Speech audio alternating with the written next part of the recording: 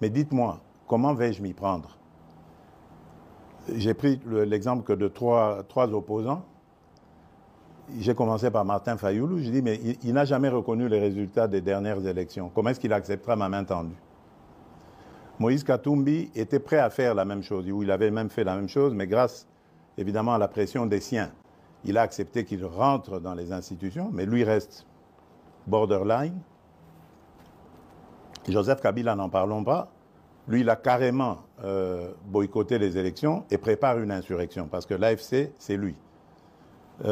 Donc, dites-moi, je fais quoi? Je n'avais pas eu de réponse.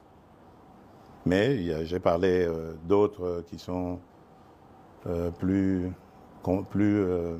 conviviaux, plus participatifs. Et je rends ici, par exemple, hommage à quelqu'un comme Adolphe Muzito et même un petit peu le docteur Mukwege aussi, qui fait, malgré leur position d'opposants, qui font parfois de commentaires objectifs.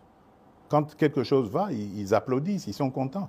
Le docteur Mukwege avait reçu une délégation du FONAREV encourageant, promettant de s'impliquer dans le combat du FONAREV, qui n'a rien à voir avec la politique. Ce sont nos victimes que nous voulons aider. Ce sont ces monstruosités que nous ne voulons plus revoir dans notre pays. Voilà un patriote qui se dit, au-delà de mes penchants politiques, j'y vais. J'aurais aimé que tout cela vienne se dire, on nous attaque par le Rwanda injustement, liguons-nous autour du président et combattons.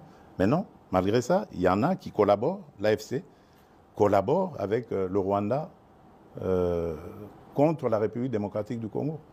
Moussa Muzito, hommage à lui, lorsque nous avons terminé la 6e revue avec le FMI, premier fait dans l'histoire de la République démocratique du Congo.